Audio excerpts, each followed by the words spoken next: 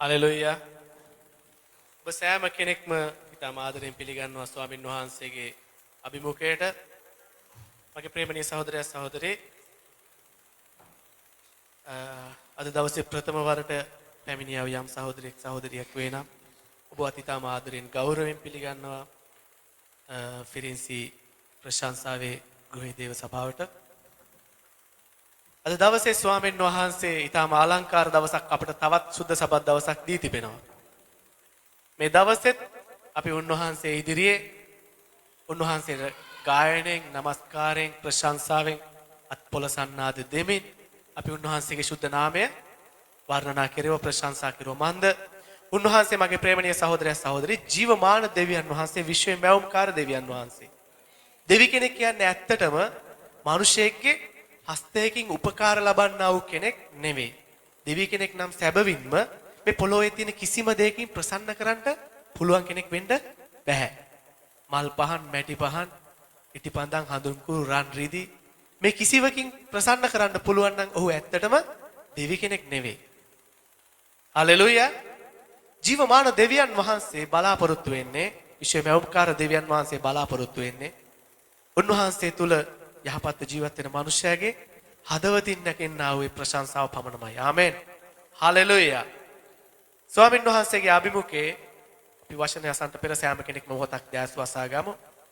සර්ව පරාක්‍රම වූ දෙවි ස්වාමීන් වහන්සේ මේ දවසේ ඔබ වහන්සේගේ වචනේ ස්වාමීනි ගිනන පිණිස ස්වාමීනි ඔබ වහන්සේ මා උසස් කළ බැවින් ඔබ වහන්සේට මහිමේ දෙනවා දෙවි ස්වාමීනි. ස්වාමීනි මානව මගේ දෙවියන් වහන්සේ මා තුලින් ඔබ වහන්සේ ස්වාමීන් වහන්සේ කතා කළ මැනව මා මුළුමනින් යටත් වෙන අතර මගේ දෙවියන් වහන්සේ අසන්නා වූ සෑම සහෝදර සහෝදරියෙක්මද බාර කරන්නේ මෝ ස්වාමීනි. මේ වචනේ කරන කොටගෙන මගේ දෙවියන් වහන්සේ යමගේ ආත්මය ස්වාමීනි විනාශ වෙන්න ඔබ වහන්සේ උපකාර කළ මැනව. ඔවුන්ගේ ජීවිත විනාශ වෙන්න උපකාර කළ මැනව. ඔවුන්ට ඔබ වහන්සේව හඳුනා ගන්න උපකාර කළ මැනව. ඔවුන්ට ඔබ වහන්සේට ලං වෙන්න උපකාර කළ මැනව. යමෙක් ස්වාමීනි ප්‍රශ්න, කරදර, වේදනා, බාධක අතර සිටින්නේ නම් ඔවුන්ට ස්වාමීනි ඔබට ලං වෙලා ස්වාමීනි ශක්තිමත් වෙන්න ඔබගේ ආදරය ඕ ස්වාමීනි අත්දකින්න උපකාර කළ මැනව. මේ සියල්ලක් නිසා ස්තුති කරනවා නාසරෙත් යේසුස් වහන්සේගේ ජීවමාන බලවත් වූ නාමයෙන්. ආමෙන්. හලෙලුයා. අද දවසේ මගේ සහෝදර සහෝදරියනි ඔබත් සමග බෙදා ගන්න බලාපොරොත්තු වෙනවා. අපි බොහොමයක් නොසිතන්නා වූ කාරණා කීපයක් සහ නොසිතන්නා වූ පැත්තක්. අපි දකිනවා මගේ සහෝදරය සහෝදරිය නිවසක් සදන විට ශක්තිමත් වූ අත්තිවාරමක් අවශ්‍ය වෙනවා. ස්ථීර වූ අත්තිවාරමක් අවශ්‍ය වෙනවා. උන්වහන්සේ කියනවා උපමාවකිනුත් දේව වචනේ යම් මිනිසෙක් වැලි මත නිවසක් සැදුවා අත්තිවාරම දැම්මා. නමුත් වැසි වසින කල, සුළං ගහමන කල ජලය ඇවිල්ලා ඒ අත්තිවාරම නැති බැවින්, අත්තිවාරමක් නැති බැවින් ඒ වැල්ලේ ගොඩ නැගුවා වූ නිවස කැඩිලා ගියා කියලා. නමුත් යමෙක් පර්වතයේ පිට නිවසක් ගොඩ නැගුවා අත්තිවාරම දාලා ඒ පර්වතයේ පිට ගොඩ නගපු නිසා ඔහුගේ නිවස ශක්තිමත්ව ආරක්ෂා වුණා කියලා. පර්වතයන් නම් සැබවින්ම ජීවමාන දෙවියන් වහන්සේ නැත්නම් යේසුස් ක්‍රිස්තුස් වහන්සේ. ඒ වගේම මගේ සහෝදරයා සහෝදරියම ඔබට ප්‍රකාශ කරන්නට සිටුවේ යම් මිනිස්සෙකුත් ඒ ආකාරයි. ඔහුගේ ස්වාමින් වහන්සේව හඳුනා ගන්නා වූ ජීවිතයට ඇතුල් වෙන ප්‍රථමයේදී නිසි අත්තිවාරමක් ස්වාමින් වහන්සේ මත දමා ගන්නට නොහැකි වුණොත් ඔහුගේ ජීවිතයත් වෙන්නේ අර හරි අත්තිවාරමක් නැතුව ගොඩ නගන්නා වූ ගයක් වැනි වූ සිදුවීමකට මුහුණ දෙන්න වෙනවා. එසේ නිසි අත්තිවාරමක් නැතුව ගොඩ නගන්නා වූ දෙයක් අතරමඟදී විනාශ වෙන්න තිබෙන බොහෝ ඉඩකඩ බොහෝ වැඩි. ඒ වගේම තමයි ක්‍රිස්තියානි මිනිස්සෙගේ ජීවිතෙත්. ක්‍රිස්තියානි මිනිස්සෙගේ ජීවිතෙත් මූලික කොටස, මූලික ස්වාමින් වහන්සේ කියනා වූ කාරණා මම කවුද? ස්වාමින් වහන්සේ කවුද? මම ඇයි මෙහෙම ඉන්නේ? මම කොහෙද ඉන්න ඕන? මෙවැනි කාරණා යම් මට්ටමකට තිබෙනවා. හිතුණුවෙක් ලෙස අපි දැනගත යුතු. ඒ තුල තමයි අපේ අත්තිවාරම පවතින්න යන්නේ. එබැවින් අපි මේ අත්තිවාරම කුමක්ද කියලා අද දවසේ හඳුනා ගන්න බලන්න උත්සාහ කරනවා. හලෙලුයා. ප්‍රථමයෙන් මම බලන්න යනවා මගේ සහෝදරයා සහෝදරියෝ ඔබත් සමග 2 තිමෝති පොතේ 3 වෙනි පරිච්ඡේදයේ 15 වෙනි පදේ. 2 තිමෝති පොතේ 3 වෙනි පරිච්ඡේදයේ 15 වෙනි පදේ. මම විශ්වාස කරනවා ඔබ මාත් සමග ඔබගේ දේව ලියවිල්ල බයිබලයේ දේව වචනය ඔබ පෙරලා ගනී කියලා. දෙක තිමෝති පොතේ තුන්වෙනි පරිච්ඡේදයේ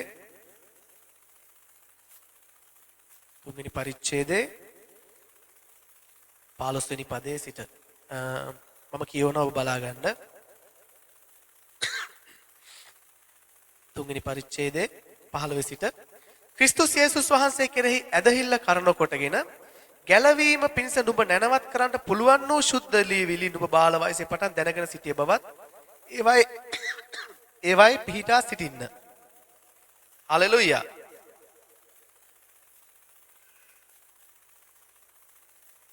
මෙතන පවුලුතුමා මේ තිමෝතියස් කියනා වූ ගෝලයට යවන හසුන් පතක් තමයි මේ තිබෙන්නේ. මෙහි කියනවා තිමෝතිට නුඹ බාල වයසේ පටන් මේ ලියවිලි ගැන නුඹ බාල වයසේ පටන් දැනගෙන සිටින බව පවුලුතුමා දන්නවා කියලා කියනවා. කුමක්ද ඒවායේ පිහිටා සිටින්න කියනවා. මේ දේව වචනය තුල මිනිසෙක්ට පිහිටා සිටීම අත්‍යවශ්‍යයි කියලා මෙතනදී මේ අපි බැලුවා පදයෙන් පෙන්නනවා. ඊළඟට කියනවා දෙවියන් වහන්සේ මිනිසයා සම්පූර්ණව උන්වහන්සේ මේ පොළොවේ යම් මිනිසෙක් ජීවත් වෙනවා නම් ඒ මිනිසයා සම්පූර්ණව සිටින්න ඕනේ කියලා කියනවා. සම්පූර්ණව සිටිනවා කියනකොට යමෙක්ට හිතන්න පුළුවන් ලෙඩ රෝග නැතුව ප්‍රශ්න කරදර නැතුව හිඟකම් නැතුව හොඳ සැපවත් ජීවිතයක් ගත කිරීම තමයි සම්පූර්ණකම කියන්නේ කියලා. නෑ ඒක නෙමෙයි. එතනින් එහාට බොහෝ ගැඹුරු දෙයක් තිබෙනවා. යමෙක් එහෙම හිතනවා නම් ඒ සියල්ල තිබෙන මිනිස්සුෝ සිටනවා සැනසීම හිමි වුණා මිනිස්සුෝ. සැනසීම නැති මිනිස්සුෝ සිටනවා. එතකොට එතන අපි දකිනවා අසම්පූර්ණයි නේ. ගොඩක් දේවල් තිබුණාට සැනසීම නැති නිසා අසම්පූර්ණත්වයක් තිබෙනවා. ස්වාමීන් වහන්සේ කියනවා දෙවියන් වහන්සේගේ මිනිසයා සම්පූර්ණව සියලු යහපත් ක්‍රියාවලට සූදානම්ව සිටින පිණිස. එතකොට යම් මිනිසෙක් සම්පූර්ණත්වයට පැමිණෙන පිණිසත් මොකක්ද අවශ්‍ය වෙන්නේ? දේව වචනේ පිහිටා සිටීම අත්‍යවශ්‍ය වෙනවා. ඊළඟට කියනවා 17 වෙනි පදේ දේවානුභාවයෙන් දුන් මුල් ලියවිල්ල ඉගැන්වීමටත් තරවටුරත් හික්මවීමටත් ධර්මිෂ්ඨකම ගැන ගුරුකම් දීමටත් ප්‍රයෝජනවත්ව තිබේ. වැදගත් දෙයක් කියනවා. දේවානුභාවයෙන් තමයි මේ ලියවිල්ල දීලා තිබෙන්නේ. දේවානුභාවය කියන්නේ කුමක්ද? මගේ ප්‍රේමණීය සහෝදරයා සහෝදරී ස්වාමින් වහන්සේගේ ආත්මය ඒ ශුද්ධ වූ ආත්මය අපි කියන ශුද්ධාත්මයන් වහන්සේ කියලා. ඒ ශුද්ධාත්මයන් වහන්සේ යම් මිනිසෙක් කරා පැමිණි කල ඔහුට ප්‍රකාශ වෙන්නා වූ දේ තුල තමයි ඔහු මේක ලියන්නේ. ඒ තමයි දේවානුභාවය. ස්වාමින් වහන්සේගේ ආත්මය ප්‍රකාශ වීම තමයි දේවානුභාවය කියන්නේ. එතකොට මේ සම්පූර්ණ මුළු ලියවිල්ලම දීලා තිබෙන්නේ අපිට මගේ සහෝදරයා සහෝදරී ස්වාමින් වහන්සේගේ ආත්මයෙන්. හලෙලුයා. ස්වාමින් වහන්සේගේ ආත්මයෙන්.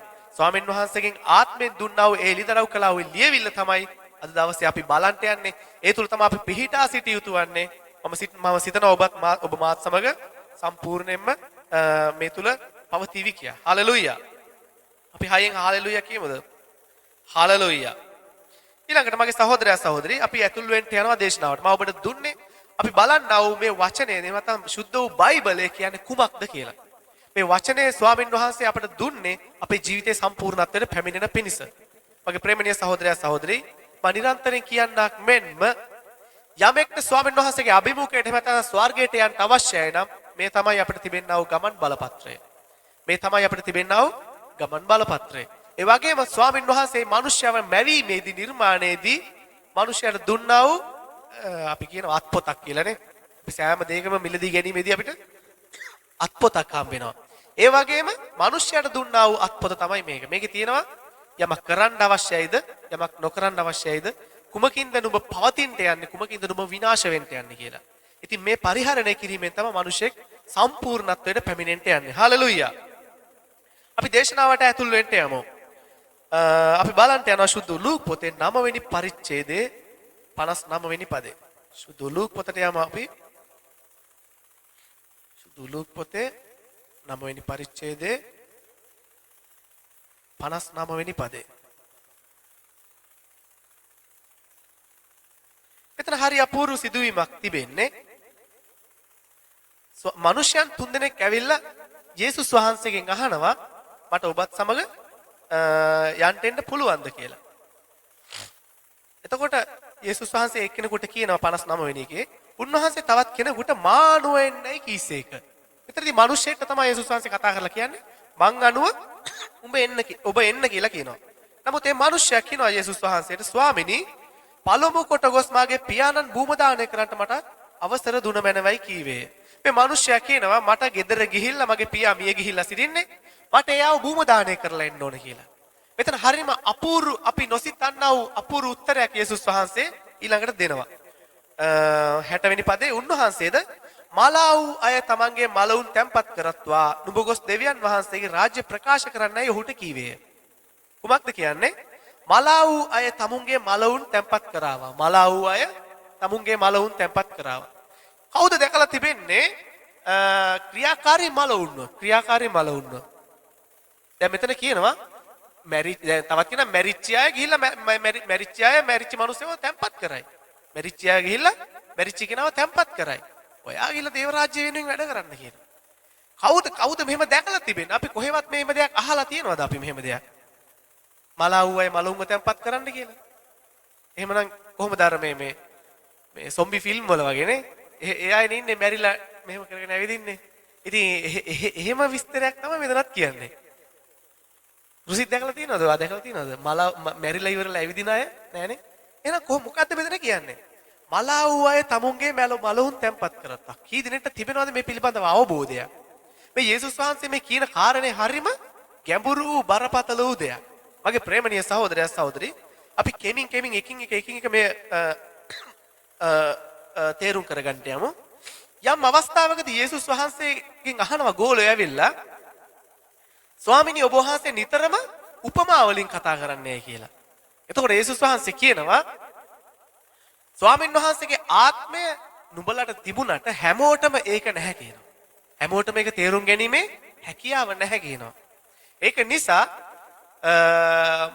එහෙම තේරුම් ගන්න අපහසු මිනිස්සු උදෙසා තමයි මම නිතරම උපමා වලින් කතා කරන්න කියලා යේසුස් වහන්සේ කියනවා. දැන් මෙතන කතා කරන කාරණේ අපිට වචන දෙකක කුඩා කාරණයක් වුණත් බොහෝම සංකීර්ණ විශාල කාරණයක් මගේ සහෝදරයා සහෝදරි. මොකද කියන්නේ?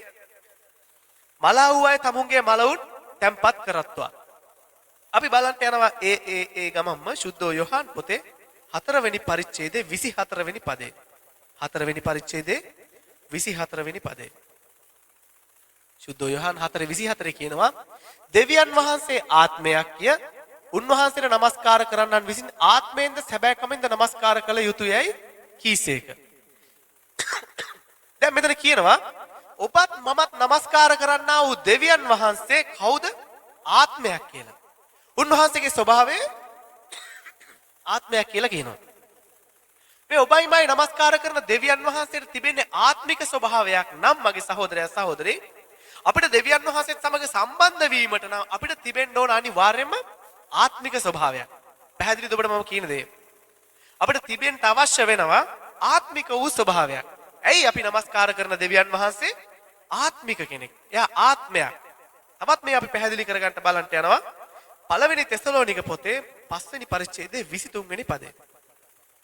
1 තෙසලෝනික 5:23. 1 තෙසලෝනික 5:23 වෙනි පදේ මෙහෙම කියනවා.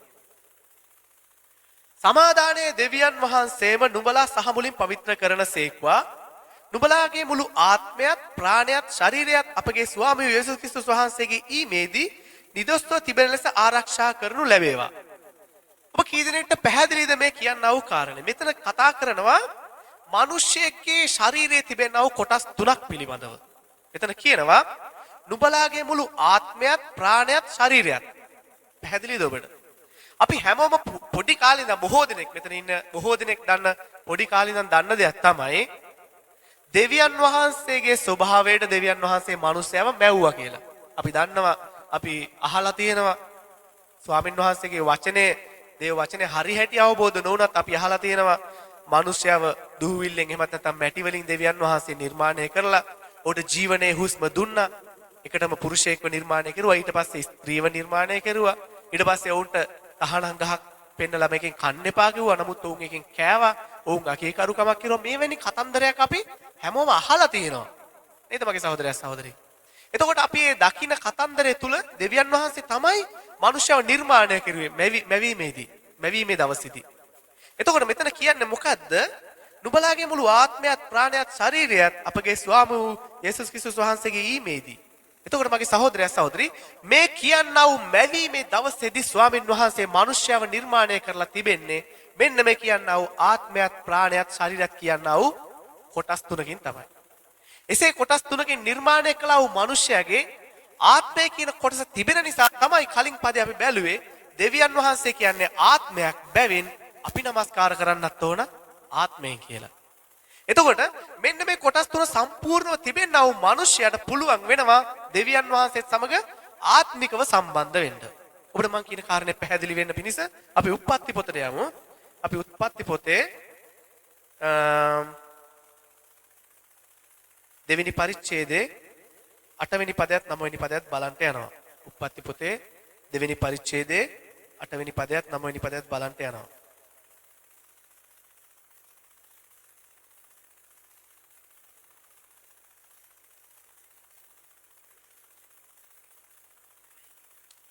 ස්වාමීව දෙවියන් වහන්සේ නැගෙනහිර දිශාවෙහි ඒ දන්හි උයනක් වවා තමන් සෑදූ මනුෂ්‍යයා එහි සිට වූසේක. දැකීමට ප්‍රිය වූ හොඳ වූ සියලු ගස්ද උයන මැද ජීවන වෘක්ෂයේද යහපත හා නපුරු දැනගැනීමේ ගහද ස්වාමීව දෙවියන් වහන්සේ භූමියෙන් හටගැන්වූසේක. කුමක්ද කියන්නේ? දැකීමට ප්‍රිය වූ කෑමට හොඳ වූ සියලු ගස්ද උයන මැද ජීවන වෘක්ෂයේද යහපත හා නපුරු දැනගැනීමේ ගහද ස්වාමීව දෙවියන් වහන්සේ භූමියෙන් හටගැන්වූසේක. මේ මැවීමේ දවසේදී මගේ සහෝදරයා සහෝදරී දෙවියන් වහන්සේ මේ ඒදන් උයන කියනා වූ අලංකාර උද්‍යානයේ තුල ආදම් කියනා වූ ප්‍රථම මනුෂ්‍යව නිර්මාණය කරනවා. මේ මනුෂ්‍යව නිර්මාණය කරලා දෙවියන් වහන්සේ ජීවන වෘක්ෂය සහ යහපත හා නපුරු දැනගැනීමේ ගස් දෙකක් තිබුණා මේ ස්ථානයේ. දෙවියන් වහන්සේ කියනවා මේ ස්ථානයේදී නුඹ පුළුවන් තරම් අර ජීවනයේ වෘක්ෂයෙන් කන්න කියලා. ඒකෙන් පල නෙලාගෙන කන්න. නමුත් අර තහනම් ගහේ ඊට එහා පැත්තේ තියෙන තහනම් ගහෙන් නුඹ ඒකෙන් කන්න එපා. ඒක කන දවසේදී නුඹ අනිවාර්යයෙන්ම නැසිනවා කියලා කියනවා. නමුත් ඔවුන්නේ අකීකරුකම සිදු කිරීමෙන් පසුව මගේ සහෝදරයා සහෝදරි සම්පූර්ණයෙන්ම ඔවුන්ගේ තිබුණා වූ ආත්මික ස්වරූපයෙන් මැරී ගියා. අපි ඒකත් බලන්න යනවා. දෙවෙනි පරිච්ඡේදයේම 16 වෙනි පදේ. දෙවෙනි පරිච්ඡේදයේම 16 වෙනි පදේ. ස්වාමීව දෙවියන් වහන්සේ මනුෂ්‍යයාට ආඥා කරමින් නුඹට උයනේ සියලු ගස් වලින් කැමැති ලෙස කන්ට පුළුවන්. එහෙත් යහපත හා නපුර දැනගැනීමේ ගහෙන් කන්ට එපාය. මක් නිසාද? එයින් කෑ දවසේහි ඒකාන්තයෙන් නුඹ නසින්නෙහියයි කීවේය.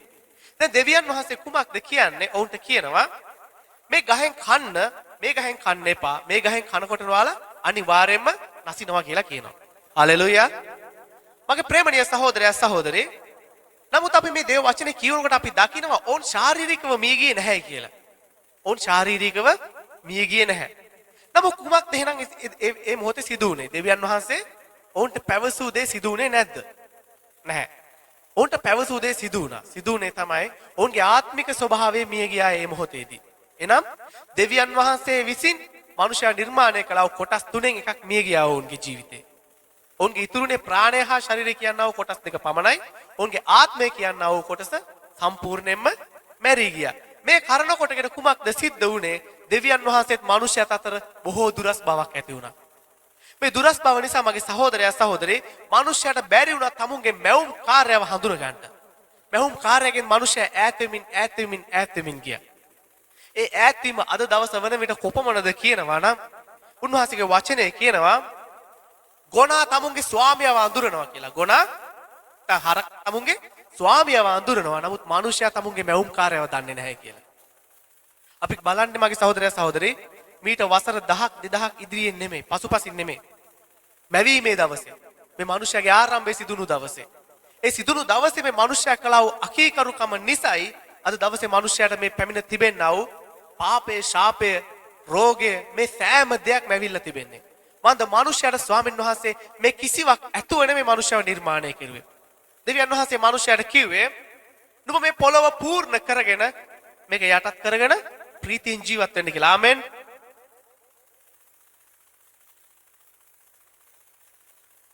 නමුත් මනුෂ්‍යයා කළා මේ අකීකරුකමේ පාපේ කරන කොටගෙන අද දවසේ පොළව සම්පූර්ණයෙන් ශාපයට ලක් වෙලා තිබෙනවා. ඒ කරන කොටගෙන මනුෂ්‍යයාට දුක වේදනාව කරදරය ඇවිල්ලා තිබෙනවා. ඔබ බොහෝ දිනක් දැකලා ඇති එක වීඩියෝ එකක් තියෙනවා. සැලුන් එකකට මිනිස්සෙක් කොණ්ඩේ කපන්න ගිහිල්ලා ඇති වෙන විවාදයක්. බාබර් කියනවා මේ ලෝකේ දෙවි කෙනෙක් ඉන්නවා.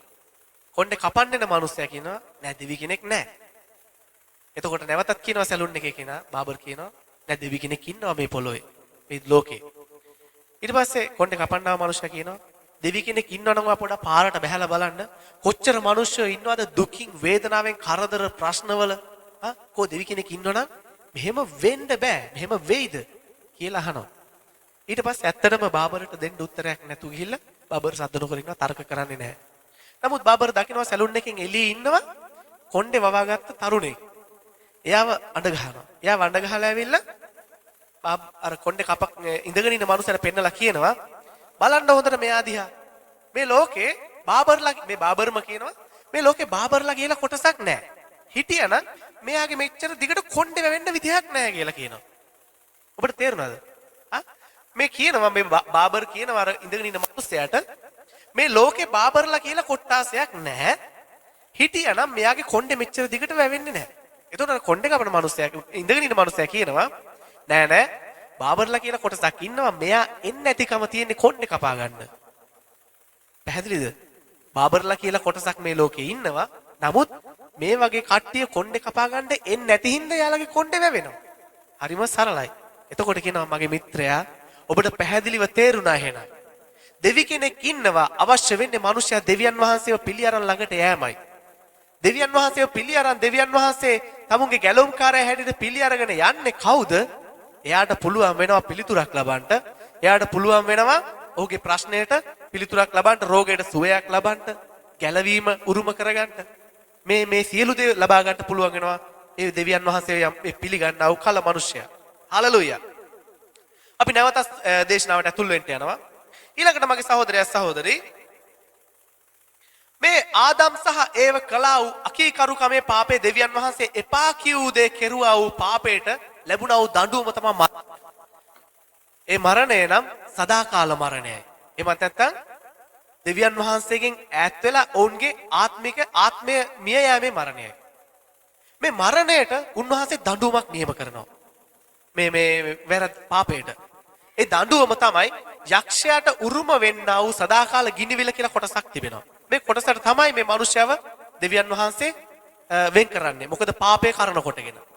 මෙහිදී මගේ ප්‍රේමණීය සහෝදරයා සහෝදරී දෙවියන් වහන්සේ 100%ක් දෙවියන් වහන්සේ බැවින් මිනිස්යාගේ පාපයට දෙවියන් වහන්සේ දඬුවමක් දිය යුතුයම හේයින් දෙවියන් වහන්සේ මේ දඬුවම උන්ට ඊටාම අකමැත්තෙන් තමයි දෙන්නේ.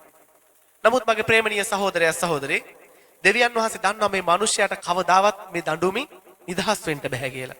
ඒක නිසා දෙවියන් වහන්සේම තීරණය කරනවා උන්වහන්සේ මිනිසෙක් හැටියට මේ පොළොව තලයට ඇවිල්ලා මේ මනුෂ්‍ය වර්ගයා කළා වූ පාපයේ මිල ගෙවන පිණිස පූජාවක් වෙන්න, සම්පූර්ණ පූජාවක් වෙන්න. මගේ ප්‍රේමණීය සහෝදරයා සහෝදරී අපි දකිනවා ජීවමානව යේසුස් වහන්සේ උන්වහන්සේ දෙවිකම අත්හරින්න පොළොව තලයට පැමිණියා. උන්වහන්සේ මනු කයක් දරාගෙන දෙවියන් වහන්සේ මිනිසෙගේ ශරීරාකාරයෙන් මේ පොළොව තලයට පැමිණියා. පැමිණියේ ඇයි? ඒ පළමු ස්ත්‍රිය සහ පුරුෂයා කළා වූ පාපය මිල සම්පූර්ණයෙන්ම ගෙවන පිණිස. ඔවුන් කළා වූ පාපේ දඬුවම ඔවුන් කළා වූ පාපේ ඇති වුණා වූ වැරැද්ද ඔවුන්ගේ ලේ කරන කොටගෙන මේ ලෝකයේ අන්තිම මිනිසයා දක්වම පැමිණෙනවා. අපි ඒකට කියනවා ජම්ම පාපය කියලා. මගේ ප්‍රේමණීය සහෝදරයා සහෝදරී මේ පාපයෙන් යම් මිනිසෙක්ට ගැලවෙන්න තිබෙනවද දවසේ අවස්ථාවක්? කුමක්ද ඒ අවස්ථාව? යේසුස් වහන්සේ මේ පොළොව තලයට පැමිණ දුක් විඳ කුරුසියේ මැරිලා ඒ ලේ වගුරුවලා උන්වහන්සේ පූජා වුණා කියලා මමත් ඔබත් අදහනවා නම් මගේ සහෝදරයා සහෝදරී ඔබට මට පුළුවන් වෙන්න යනවා නැවතත් උන්වහන්සේගේ ප්‍රේමයට ඇතුල් වෙන්න. ඒ ප්‍රේමය තුල අපිට පුළුවන් වෙන්න යනවා ස්වාමීන් වහන්සේගේ ඒ අනුග්‍රහයට ඇතුල් වෙන්න යන්න. එවිට අපිට පුළුවන් වෙන්න යනවා නැවතත් උන්වහන්සේ සමග ආත්මිකව සම්බන්ධ වෙලා පුත්‍රකමේ උරුමය ලබන්න. හාලෙලූයා. අපි අත්පොළ සන්නාද දෙමුද ස්වාමීන් වහන්සේට. හාලෙලූයා. ජීවමාන දෙවි ස්වාමීන් ඔබට මහිමේ වේවා දෙවියන් වහන්සේ. ප්‍රශංසා වේවා. අපි නැවතත් යනවා ලූක් පොතේ 9 වෙනි පරිච්ඡේදයේ 59 වෙනි පදයට. ලූක් පොතේ 9 වෙනි පරිච්ඡේදයේ 59 වෙනි පදේ උන්වහන්සේ තවත් කෙනෙකුට නමුත් ඔහු 60 දාන්න 60 උන්වහන්සේද මලව් අය තමුන්ගේ මලවුන් තැන්පත් කරත්වා. මගේ ප්‍රේමණීය සහෝදරයා සහෝදරී ඒදන් උයනේදී දෙවියන් වහන්සේට අකීකරුව ඔවුන් සිදු කළා වූ පාපය කරන කොටගෙන ඔවුන් මේ මොහොතේ මිය ගියා. ඒ එදා පටන් මිය ගියා වූ මිනිසයන් අද දක්වාම ඉපදෙන්නේ ඔවුන් ඒ ආත්මික ස්වභාවයක් නැතුව. ඒ ආත්මික ස්වභාවයක් නැතිකම නිසායි ඔවුන්ට බැරි වෙලා තිබෙන්නේ තමුන්ගේ මැවුම් කාර්යව හරියට කවුද කියලා හඳුන ගන්න. හලෙලූයා. මේ ඊටාම ශෝකජනක දෙයක්. නමුත් ඔබට මට මම ප්‍රථමයෙන් කිව්ව ආකාරයේ විකල්පයක් තිබෙනවා. ඒ මලාව් අය අද දවස දක්වා මේ ආකාරයෙන් පැමිණෙන නිසා තමයි උන්වහන්සේ කිව්වේ කුමක්ද? මලාව් අය තමුන්ගේ මලවුන් තැම්පත් කරත්වා. එතකොට කවුද මේ මලාව් අය? ආත්මික මලාව් අය. අවාසනාවට කාරණයක් තිබෙනවා මගේ සහෝදරයා සහෝදරී.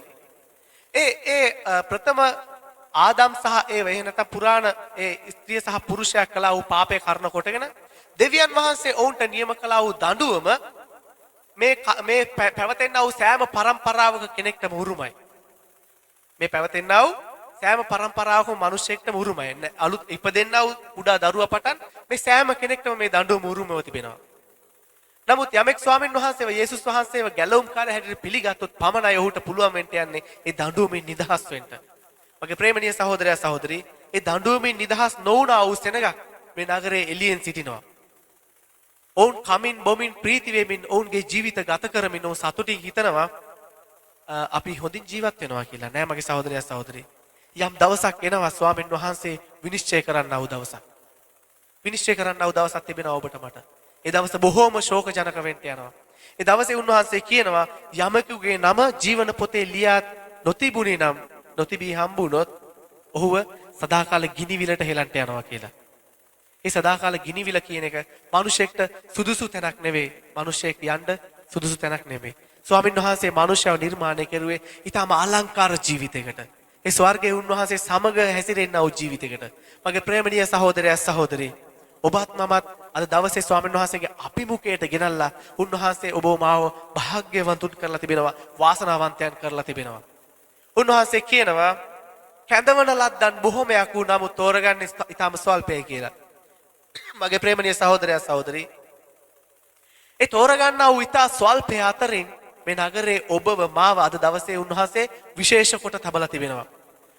ආදරණීය සහෝදරයා සහෝදරී, ඔබ හිතන්ට, ඔබ මොහොතකට සිතන්ට ඔබත් මමත් ස්වර්ගයට යනවයි කියලා ඔබ හිතන්ට ස්වාමීන් වහන්සේගේ කරුණාව තුල යම් දවසක උන්වහන්සේ තුල අපි ජීවත් වෙලා උන්වහන්සේගේ වචනට එකඟව ජීවත් වෙලා යහපත්ව ජීවත් වෙලා ඔබත් මමත් ස්වර්ගයට යන දවසකදී ඔබේ මගේ ස්වාමියා හෝ ඔබේ මගේ භාර්යාව හෝ ඔබේ මගේ පුත්‍රයා හෝ ඔබේ මගේ දියණිය හෝ ඔබේ මගේ අම්මා හෝ තාත්තා හෝ මේ කවුරු හරි කෙනෙක් ගිනිවිලේ පිච්චෙන ඔබට මට පෙනෙනවා නම් ඔබට මට සතුටින් ඉන්න පුළුවන්ද කියන්න බෑ. අපි කිසිවෙක්ට සතුටින් ඉන්න බෑ. ඒ වගේම තමයි මේ ලෝකයේ මේ දොරෙන් එළී සිටිනා වූ සෑම මිනිසෙක්ම යම් දවසක පිච්චෙන්න යනවා. යම් දවසක උන්ට බොහෝම දරන්න බැරි වේදනාවක් එන්න යනවා. මේක කොයි වගේද?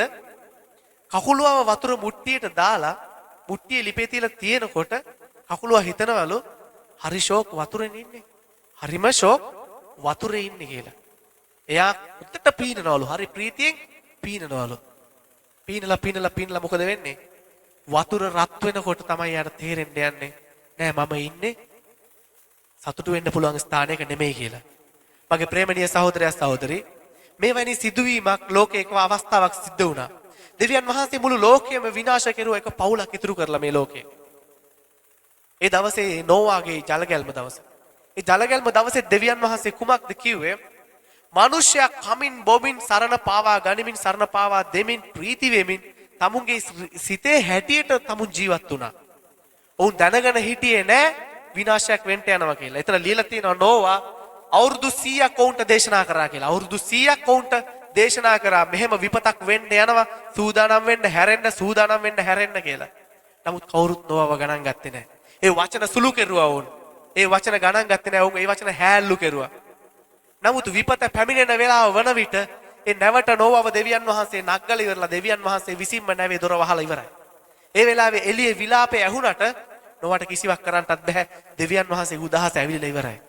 මගේ ප්‍රේමණීය සහෝදරයා සහෝදරී, අද දවසේ මේ ඔබේ පෑය, මේ ඔබේ මගේ පෑයයි. ඔබට මට පුළුවන් තාම වෙලාව තිබෙනවා.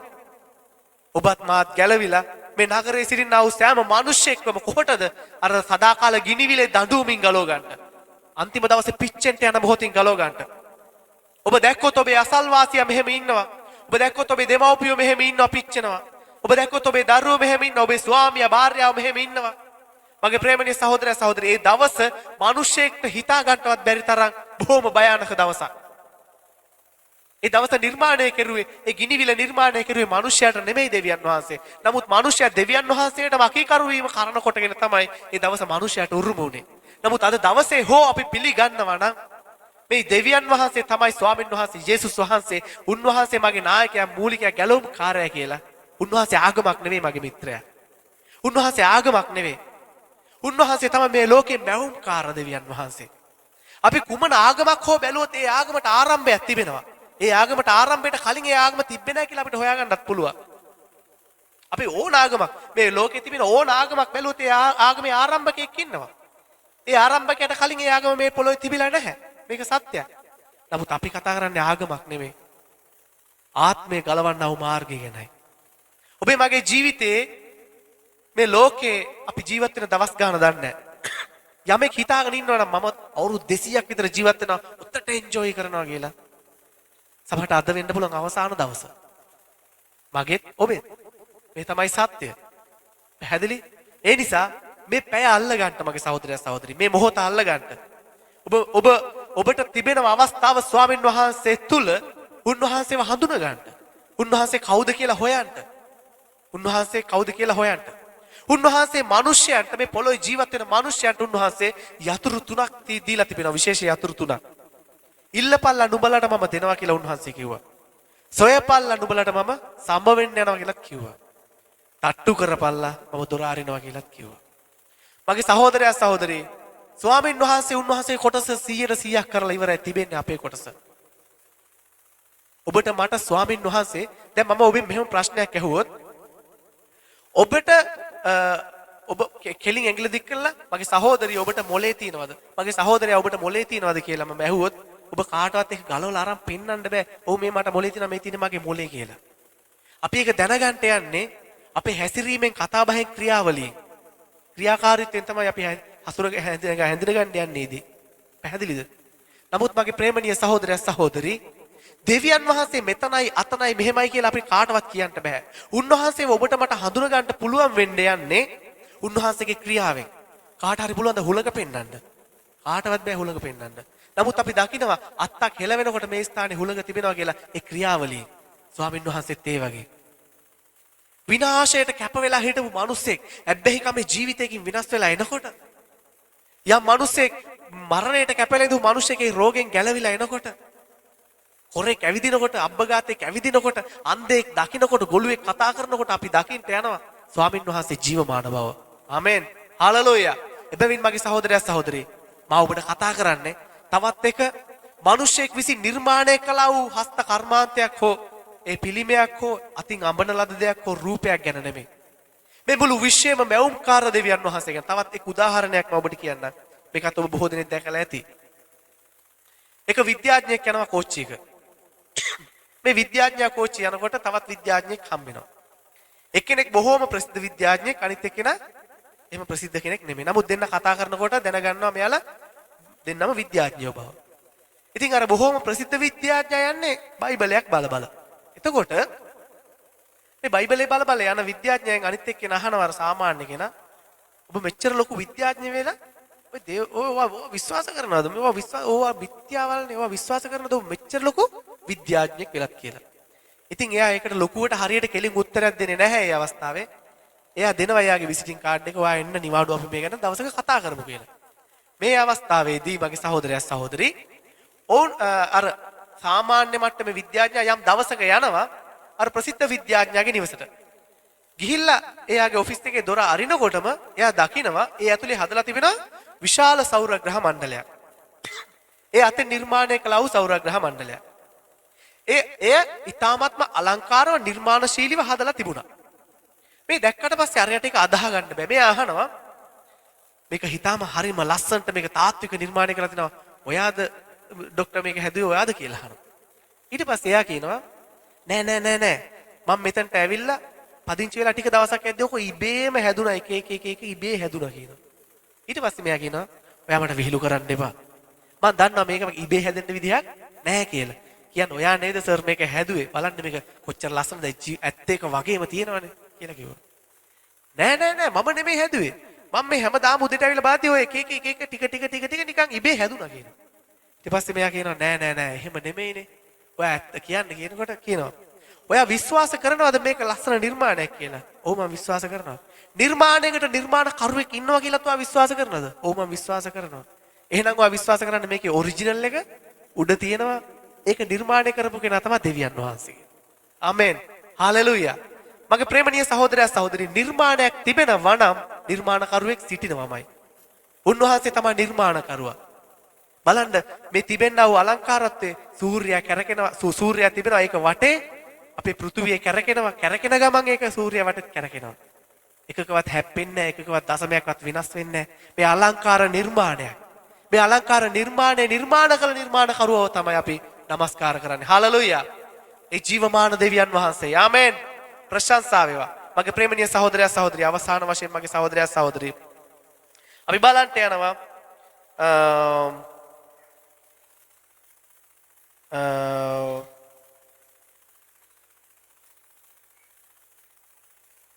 රෝම පොතේ 5 වෙනි පරිච්ඡේදයේ 9 වෙනි පදේ.